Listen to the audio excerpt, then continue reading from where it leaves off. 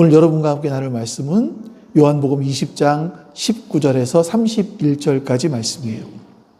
우리 같이 한번 읽어보겠습니다. 그날 곧 주간의 첫날 저녁에 제자들은 유대 사람들이 무서워서 문을 모두 닫아 걸고 있었다. 그때 예수께서 와서 그들 가운데로 들어서셔서 너희에게 평화가 있기를 하고 인사말을 하셨다. 그 말을 하시고 나서 두 손과 옆구리를 그들에게 보여주셨다. 제자들은 주님을 보고 기뻐하였다. 예수께서 다시 그들에게 말씀하셨다. 너희에게 평화가 있기를 빈다. 아버지께서 나를 보내신 것 같이 나도 너희를 보낸다. 이렇게 말씀하신 다음에 그들에게 숨을 불어 넣으시고 말씀하셨다. 성령을 받아라. 너희가 누구의 죄든지 용서해 주면 그 죄가 용서될 것이요 용서해 주지 않으면 그대로 남아 있을 것이다. 12제자 가운데 하나 쌍둥이라고 불리는 도마는 예수께서 오셨을 때에 그들과 함께 있지 않았다. 다른 제자들이 그에게 우리는 주님을 보았소 하고 말하였으나 도마는 그들에게 나는 내 눈으로 그 손에 있는 못자국을 보고 내 손가락을 그 못자국에 넣어보고 또 내 손을 그의 옆구리에 넣어보지 않고서는 믿지 못하겠소 하고 말하였다. 여드레 뒤에 제자들이 다시 집 안에 모여 있었는데 도마도 함께 있었다. 문이 잠겨 있었으나 예수께서 와서 그들 가운데로 들어서셔서 너희에게 평화가 있기를 하고 인사말을 하셨다. 그리고 나서 도마에게 말씀하셨다. 내 손가락을 이리 내밀어서 내 손을 만져보고 내 손을 내 옆구리에 넣어보아라. 그래서 의심을 떨쳐버리고 믿음을 가져라. 도마가 예수께 말씀하셨다. 나의 하나님 하니 서 도마에게 말씀하셨다. 너는 나를 보았기 때문에 믿느냐? 나를 그도 믿는 사람은 복이 있다. 예수께서 제자들 앞에서 이 책에 기록하지 않은 다른 표징도 많이 행하셨다. 그런데 여기에 이것이나마 기록한 목적은 여러분으로 하여금 예수가 그리스도요 하나님의 아들이심을 믿게 하고 또 그렇게 믿어서 그의 이름으로 생명을 얻게 하려는 것이다. 아멘. 자, 우리가 고난주간 동안에 함께 나눴던 말씀들, 마가가 전하는 그 예수님의 무덤이 빈 것을 보고 놀랐던 여인들의 이야기, 또 마태가 기록했던 빈 무덤의 이야기, 누가가 들려주었던 엠마오로 가는 두 제자와 만난 그런 이야기들, 또 요한이 그려낸 막달라 마리아의 예수님을 향한 그 사랑들. 자, 이 모든 증언들을 지금까지 보면 예수님이 한 가지 방향으로 맞춰지죠. 그게 뭐냐면 예수님은 살아나셨다라는 겁니다. 예수님은 살아나셨다. 자, 이 소식을 들은 제자들은요, 부활에 대한 어떤 마음을 품었을까요? 기대감들이 좀 있지 않았을까요? 근데 성경은 이렇게 기록을 합니다. 19절 말씀. 그날 곧 주간의 첫날 저녁에 제자들은 유대 사람들이 무서워서 문을 모두 닫아 걸고 있었다. 그때 예수께서 와서 그들 가운데로 들어서셔서 너희에게 평화가 있기를 하고 인사말을 하셨다. 그러니까 부활하신 주님, 그 주님을 만난 그 이후에 제자들이 첫 번째 했던 행동은 뭐냐면 문을 닫아 걸고 숨어 있었다라는 겁니다. 무서워서. 그러니까 며칠 전에 그 예수님을 십자가에 못 박았던 그 유대인들이 자신들도 예수님을 십자가에 못 박은 것처럼 할까봐, 죽일까봐, 죽일지도 모른다라는 두려움 때문에 그들은 문을 닫아 걸고 숨어 있었던 거죠. 근데 이 모습을 보면 사실 이게 우리 그리스도인들, 지금을 살아가는 그리스도인들의 모습과 너무나 닮아 있지 않은가 하는 생각이 듭니다. 교회 오면 예수님이 우리는 살아계시다라고 고백을 합니다. 예수님 부활하셨다라고 이야기를 합니다. 믿고 우리는 아멘 하죠. 근데 막상 교회 문을 나서서 세상을 향해 나아가면 이 세상의 거대한 흐름 앞에서 우리가 소금과 빛으로 살아가기보다 오히려 세상에 주눅들어 살아가요. 세상이 주는 위협, 눈치 때문에 한없이 움츠러들어 살아갑니다. 그래서 예수님은 우리 교회를 가리켜서 말씀하시는 게 뭐냐면 세상을 향해서 새로운 생명을 전파해야 되는 마치 전초기지처럼 말씀하시는데 우리는 세상에서 눈치 보다가 도망와서 숨어있는 영적 피난처처럼 교회를 생각하기도 한다는 거예요. 그러니까 월요일부터 시작되는 삶의 현장에서 우리는 예수님의 흔적 이런 건 다 온데간데 없이 사라지고요. 그냥 먹고 사는 문제, 미래에 대한 두려움. 그래서 이런 것들 때문에 무서워서 교회에 우리끼리 모여서 문을 닫아 걸고 있다라는 거죠. 자, 오늘 본문은요, 이렇게 세상을 향해서 두려움을 갖고 있는 우리에게 부활이 무엇인지, 그러니까 예수님 부활하신 것처럼 우리도 죽어도 부활한다, 나 하나님 나라 갈 수 있다, 이걸로 끝나는 것이 아니라 예수님의 그 부활이 지금 내 삶에서는 어떤 역할을 하는지, 우리가 이런 부분들을 같이 한번 오늘 말씀을 통해서 살펴보려고 합니다. 자, 우리가 닫힌 문을 뚫고 예수님이 들어오셨어요. 그리고 제자들 가운데 서셨죠. 그 주님이 가장 먼저 하신 말씀이 뭐냐면 왜 나를 버리고 도망갔니? 이런 질책이 아니었습니다. 베드로에게 야, 너는 나를 3번씩이나 부인하고도 지금 밥이 넘어가냐? 이런 질책의 말씀이 아니었습니다. 배신과 도망, 그런 수치스러운 기억을 다시 떠올릴 만한 그런 말씀을 하신 것이 아니라 예수님은 이렇게 말씀하시는 거죠. 너희에게 평화가 있기를 빈다. 너희에게 평화가 있기를 빈다. 이 말씀은요, 19절, 21절, 26절에 오늘 본문 3번이나 나와요. 그러니까 물론 이게 당시 유대인들이 쉽게 하는 인사말이기도 하지만 예수님이 이 말씀을 3번이나 반복하시는 건 이유가 있습니다. 예수님은 이 평화에 대해서 이미 이렇게 말씀하셨어요. 성경 말씀 볼까요? 요한복음 14장 27절 말씀 같이 읽어보죠. 나는 너희 평화를 너희에게 남겨준다. 나는 내 평화를 너희에게 준다. 너희에게 주는 평화는 세상이 주는 것과 같지 않다. 너희는 마음에 근심하지 말고 두려워하지도 말아라. 한 표를 보여드렸는데 세상이 주는 평화, 이걸 한번 보세요. 세상이 주는 평화라는 건 뭐냐면 우리가 어떤 내 세상에서 내가 원하는 조건이 채워질 때, 충족될 때 찾아오는 겁니다. 통장의 잔고가 좀 여유가 있어져요. 그러면 좀 안정이 됩니다. 몸에 이상이 없다고 판결을 받았어요. 그러면 좀 안심이 되죠. 아이가 좀 이렇게 우리 부모의 마음에 들게 해요. 그러면 한숨 돌립니다. 근데 이 안정감이라는 게 어떤 거냐면 전화 한 통에 흔들려요.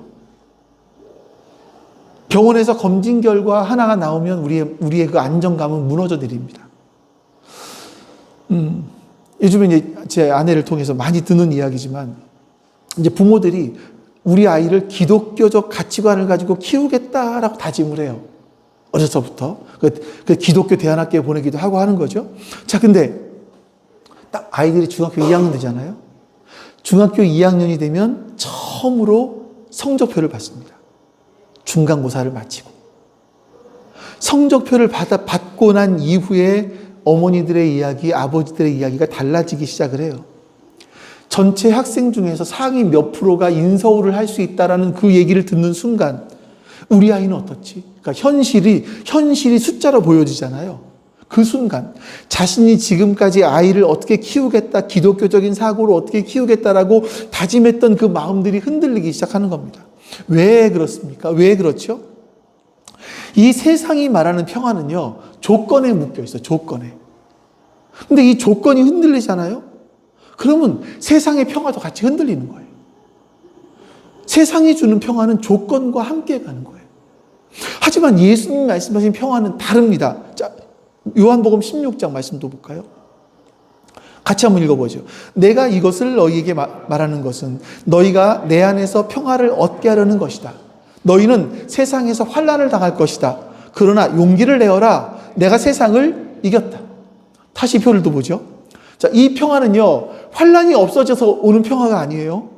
환난 가운데서 환난을 당하나 환난 가운데서도 세상을 이기신 예수님과 함께 있을 때 그 관계 안에서 누리게 되는 평화, 안전함, 이거죠. 그러니까 상황이 해결됐기 때문에 오는 안정감이 아니라 상황은 그대로이지만 내 안에 흔들리지 않는 중심, 내면의 중심 같은 겁니다. 요한복음 20장 20절에 보시면 예수님은요, 제자들에게 평화를 선언하십니다. 이 말씀, 20절 말씀을 딱 보고 그 다음 딱 보면 뭘 하냐면 예수님께서 손의 못자국과 창자국을, 옆구리의 창자국을 보여주세요. 그러니까 예수님은 부활하셨으니까 이제 창자국, 못자국 뭐 필요해요? 이 창자국, 못자국이 그러니까 마법처럼 싹 지우고 오셔도 되잖아요? 아니요. 예수님은 그걸 그대로 가지고 오셔서 그대로 보여주시는 겁니다. 왜 그런지 아세요, 여러분?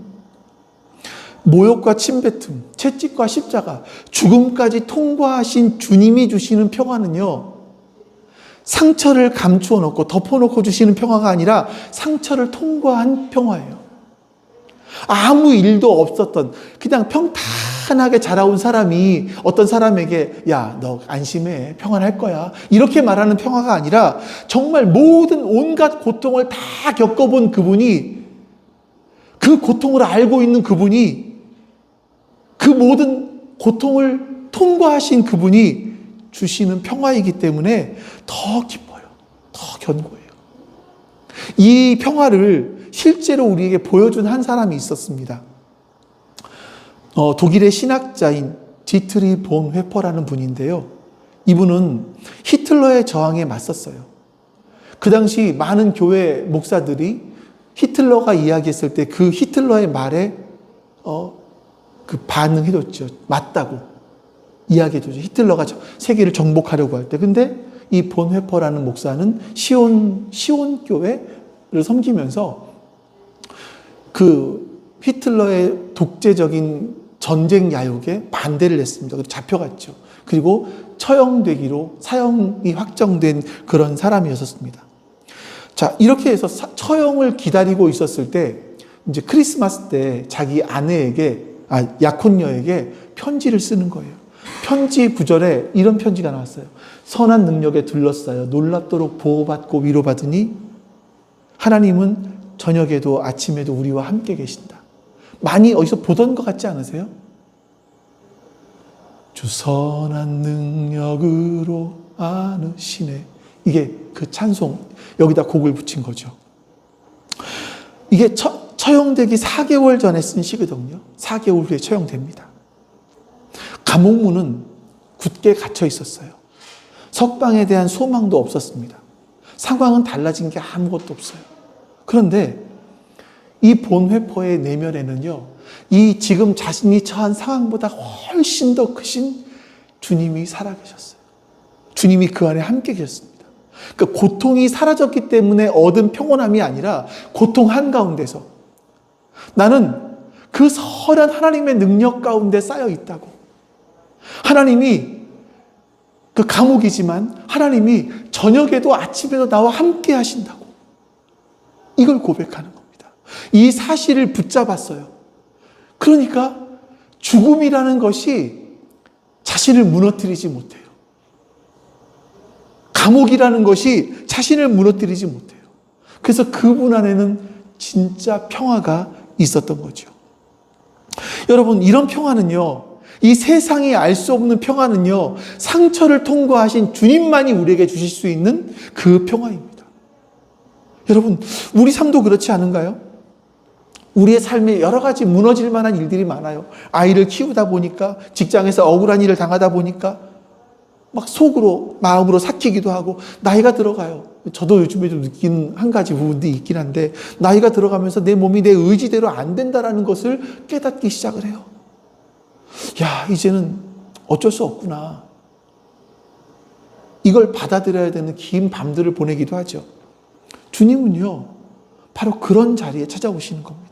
그러니까 가장 환하게, 내가 가장 돋보이는 그런 자리에 주님이 찾아오시는 것이 아니라 우리가 가장 힘들어하고 가장 어려워하는 그 자리에 주님은 찾아오시는 겁니다. 이 평화는요, 주님이 주시는 평화는 세상이 알 수 없는 그 평화는 내가 마음의 준비가 잘 되어 있기 때문에 성경적인 지식이 많이 있어서 기도를 많이 했기 때문에 찾아오는 것이 아니고요. 제자들을 보시면요, 그들은 아무것도 준비된 게 없었습니다. 두려워 떨고 있었지요. 숨어 있었습니다. 두려움 가운데 무서워서. 근데 주님이 먼저 그 두려움 때문에 막아놓았던 것을 뚫고 들어오셨어요. 그들이 용기를 냈기 때문에 그 평화를 받아낸 게 아니라 주님이 먼저 찾아오셔서 일방적으로 주신 그 평화였다라는 겁니다. 지금도 마찬가지예요. 우리가 주님 앞에 나아갈 수 있는 자리는 우리가 스스로 만드는 게 아닙니다.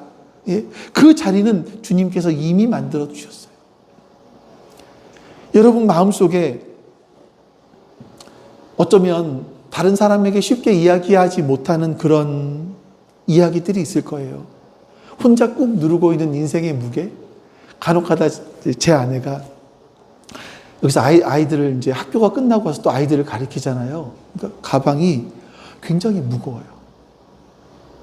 그러니까 제가 집에를 걸어갈 때 제가 지난번에 한번 그 얘기를 하더라고요. 가방을 들면서 이게 내 인생의 무게야 그러는 거예요.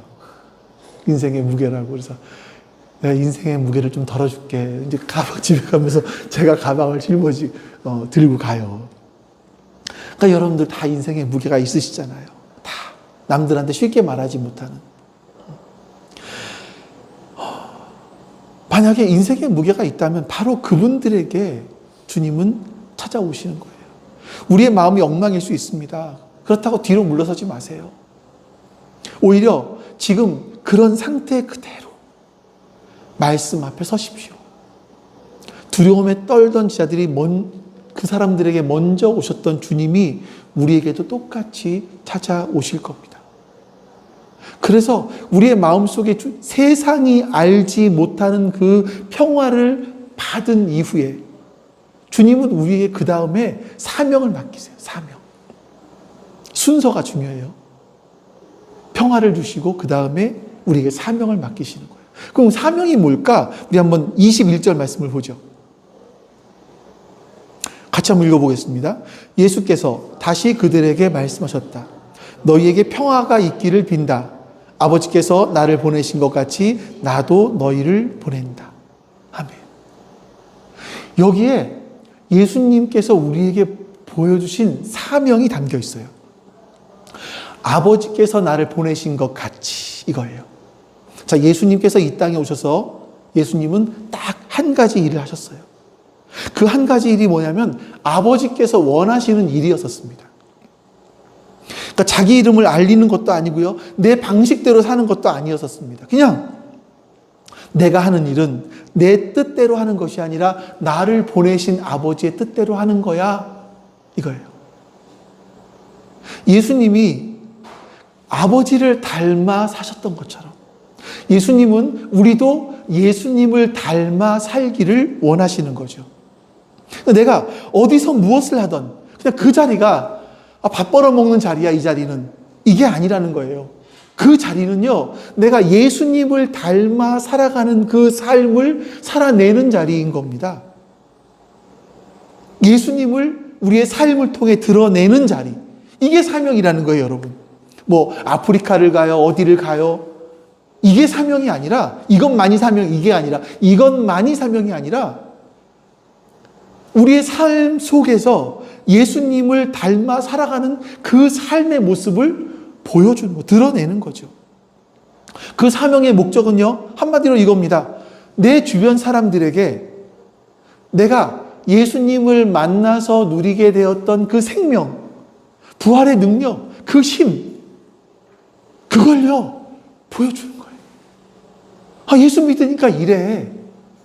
그러니까 그 사람들에게 전도지를 나눠줘서 교회를 데리고 오고 교회 숫자 한 명 성도 한 명 늘리고 이게 중요한 것이 아니라 그 사람들도 나처럼 예수님으로부터 받은 그 생명력, 그 힘, 에너지 이거를 보여주는 거라고요. 그들도 그걸 누리게 해주는 거라고요. 그게 우리의 사명인 겁니다.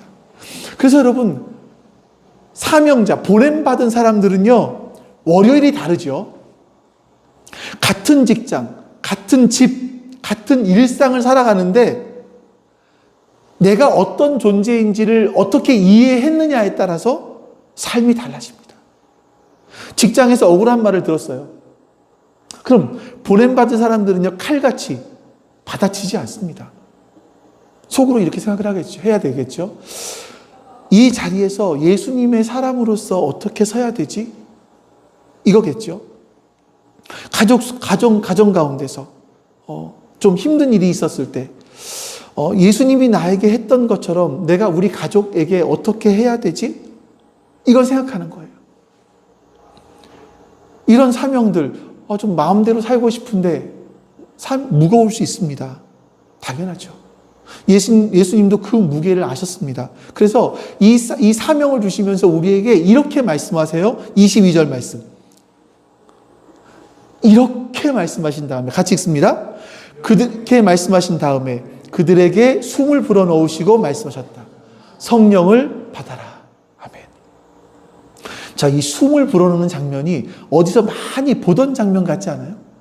어디서 뭔가 떠오르지 않습니까? 창세기에서 하나님께서 아담을 창조하시고 그 코에 생기를 불어넣으시는 장면과 비슷하잖아요. 여러분, 예수님은요, 지금 성령을 통해서 우리를 새로운 사람으로 빚어내시는 거예요. 새로운 사람으로. 예수님께서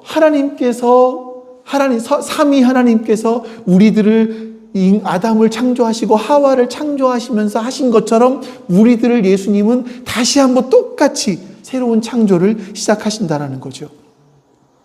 우리가 여러분, 예수님께서 우리에게 불어넣어 주신 그 성령, 이 성령님과 함께하지 않고 사명을 감당하려고 하면요, 지쳐요. 넘어져요. 결국 다시 문을 닫아 걸고 숨어들게 됩니다. 여러분, 문을 닫아 걸고 떨었던 지자들이 누굽니까? 나중에 보면 세상을 향해 담대하게 자신의 목숨을 걸고 예수님은 우리의 그리스도이시고 예수님은 부활하신 하나님이시다. 이걸 증거한 사람들이에요. 바로 성령 하나님과 함께 이 일을 했던 거죠. 자, 그리고 23절 말씀 보겠습니다. 왜 이렇게 해야 되나? 같이 읽습니다. 너희가 누구의 죄든지 용서해주면 그 죄가 용서될 것이요. 용서해주지 않으면 그대로 남아있을 것이다. 이거 참, 여러 가지, 이거 진짜 요 한 문장 가지고도 설교 한 시간 할 수 있을 정도의 내용인데, 어려운 부분인데 쉽게 말씀드리면, 내가 입을 열어서 복음을 전하지 않으면 내 옆에 사람이 복음을 듣고 예수님께 용서받을 기회를 얻지 못한다는 겁니다. 내가 입을 닫고 있으면 그 사람은 그 기회를 못 얻어요. 그러니까 사명은요, 내가 그냥 선택할게 이런 것이 아니라 내 옆 사람이 용서를 받고 생명을 얻느냐 얻지 못하느냐의 문제라는 거예요. 내가 입을 여닫는 것이 바로 그런 일과 연결되어 있다는 것을 지금 말씀하고 계신 겁니다. 자, 근데 여러분, 중요한 게 있어요. 우리가 예수님으로부터 평화의 말씀을 듣고 사명에 대해서 약속도 받고 사명에 대해서 이야기도 듣고 성령도 약속을 받았어요. 근데 이거가 없으면 앞으로 한 발짝도 못 나갑니다. 그게 뭐냐면 부활하심을 정말 믿는가 하는 거예요. 예수님의 부활을 진짜 믿는가. 본문에 보시면 이 제자들이 모여있고 그 가운데 예수님이 들어오신 그 자리에 아직도 예수님의 부활을 믿지 못한 한 명이 있었습니다. 도마입니다. 예수님이 제자들에게 나타났을 때 도마는 그 자리에 처음에 나타났을 때 그 자리에 없었습니다. 다른 제자들이 우리가 주님을 보았다라고 말하지만 도마는 믿지 않았습니다. 이렇게 말을 하는 거죠. 25절 같이 읽어보죠. 다른 제자들이 그에게 우리는 주님을 보았소 하고 말하였으나 도마는 그들에게 나는 내 눈으로 그의 손에 있는 못자국을 보고 내 손가락을 그 못자국에 넣어보고 또 내 손을 그의 옆구리에 넣어보지 않고서는 믿지 못하겠소 하고 말하였다. 도마는요, 자신이 직접 보고 직접 만져봐야지만 믿겠다라고 얘기했어요. 그리고 8일이 지납니다. 여러분, 도마가 믿지 못했다고 해서 좀 도마를 너무나 무시하지 마세요. 쉽게 판단하지는 마세요. 이 사람은 원래 안 믿는 사람이 아닙니다. 예수님을 따랐어요. 자신의 걸 다 버리고 예수님을 사랑했던 사람이에요. 근데 그 예수님께 모든 걸 걸었는데 그 예수님이 죽었다고 하니까 완전히 무너져 내린 거죠. 살아나셨다고 하긴 하는데 또다시 그런 상실감을 느끼고 싶지 않아서 방어하는 겁니다. 근데 그런 예수님께서는요, 그런 도마를 그대로 두지 않으시고요, 8일이 지난 다음에 다시 한번 닫힌 문을 넘어서 도마에게 찾아오셨습니다. 그리고 이렇게 물으시죠. 도마에게 했던 말을 그대로 다시 되돌려서 해주십니다. 자, 우리 27절 말씀. 그리고 나서 도마에게 말씀하셨다. 내 손가락을 이리 내밀어서 내 손을 만져보고 내 손을 내 옆구리에 넣어보아라. 그래서 의심을 떨쳐버리고 믿음을 가져라. 여러분, 예수님께서 도마가 제자들이 있는 가운데서 나는 예수님 부활 못 믿어. 내가 직접 보고 손가락과 그 옆구리를 직접 만져보지 않으면 나는 못 믿어. 라고 했던 말을 예수님이 들으셨다라는 거예요. 그 말은 뭐냐면 예수님이 그 도마가 이야기할 때 예수님이 함께 계셨다라는 겁니다. 굉장히 중요한 것 같아요. 예수님은 도마를 홀로 내버려 두지 않으셨어요. 다 듣고 계셨습니다. 근데 도마가 그렇게 의심했지만 예수님은 내치지 않으십니다. 여러분, 기도하다가 화낸 적 있으세요? 하나님께? 화도 내보세요. 왜 이렇게까지 하십니까? 화도 한번 내보세요. 따져보세요. 주님은 그 말 다 들으세요. 근데 그것 때문에 우리를 버리지 않으십니다. 성경은요, 이렇게 얘기했지만 성경은요, 도마가 예수님을 만났을 때 실제로 도마가 그 못자국 난 손에, 옆구리에 손을 넣어봤다라는 말씀은 나오지 않아요. 근데 이렇게 합니다. 28절 말씀. 같이 읽죠. 도마가 예수께 대답하기를 나의 주님, 나의 하나님 하니. 도마는요, 손을 넣어보지 않아도 됐습니다. 예수님이 아직도 의심하는 자신의 이름을 불러주셨고요. 지금 자신의 옆에, 자신의 앞에 계시는 것만으로도 충분했어요. 도마는요, 내 눈으로 손의 못자국을 보고 내 손으로 그 못자국과 옆구리의 창자국을 만져보지 않으면 믿지 못하겠다라고 하는 조건을 달았잖아요. 조건이 있었잖아요. 근데 그 조건이 해결되지 않았습니다. 만져보지 않았던 것 같아요. 근데 그냥 주님을 만나고 나니까 다 해결됐어요. 주님을 내 조건이 충족되지 않았는데 주님을 만나고 나니까 다 해결됐어요. 그리고 예수님을 진심으로 예배하기 시작했습니다. 여러분, 우리가 기도하는 가운데 그런 경험이 혹시 있지 않으신가요? 예수님, 하나님, 도대체 왜 내 삶 가운데 이런 일들이 일어납니까? 끊임없이 우리가 물어보던 질문들이 있지 않습니까? 근데 여러분, 거기에 대해서 주님으로부터 명쾌한 답을 얻지 못해도 그 문제가 내가 해결되지 않았음에도 불구하고 우리가 기도하는 가운데 주님을 만나기만 하면 다 해결돼요. 다 끝나요. 그러니까 주님이 나와 함께 하신다라는 그거 한 가지만으로 다 해결돼요. 도마가 그랬고요. 우리가 지금까지 경험해봤고요. 그럼 우리는 그 상황, 그 환경을 뛰어넘어서 누리게 되는 평화를 누리게 되는 겁니다. 예수님이 또 이렇게 말씀하세요. 예수께서 도마에게 말씀하셨다. 너는 나를 보았기 때문에 믿느냐? 나를 보지 않고도 믿는 사람은 복이 있다. 이 말씀은 우리를 위해 기록된 말씀인 것 같아요. 우리는 부활하신 예수님을 눈으로 본 적은 없어요. 직접 손으로 만져본 적도 없고요. 근데 우리는 믿습니다. 베드로도 이렇게 말을 했어요. 같이 읽어볼까요? 여러분은 그리스도를 본 일이 없으면서도 사랑하며 지금 그를 보지 못하면서도 믿으며 말로 다 표현할 수 없는 즐거움과 영광을 누리면서 기뻐하고 있습니다. 아멘. 보지 못했는데 사랑해요. 만나지도 못했는데 믿어요. 말로 다 못할 기쁨을 가지고 살아가요, 우리가. 지금 이 자리에 계신 우리들이 바로 이런 복을 받은 사람들이라는 거예요. 여러분, 믿음이라는 건요, 우리가 가지고 있던 모든 의심이 다 사라지고 나서 생기는 게 아닙니다. 모든 질문이 다 해결되지 않아도요, 주님이 지금 나와 함께 하신다라는 그 사실 위에 서서 우리가 반응하는 거예요. 도마가 못 자국 난 예수님의 손에 자신의 손을 넣어보지 않아도 됐던 것처럼 우리도 우리의 삶 가운데 있었던 그 수많은 물음표들이 다 지워지지 않았지만 주님이 나의 삶에 찾아오셨어요. 그것으로 충분합니다.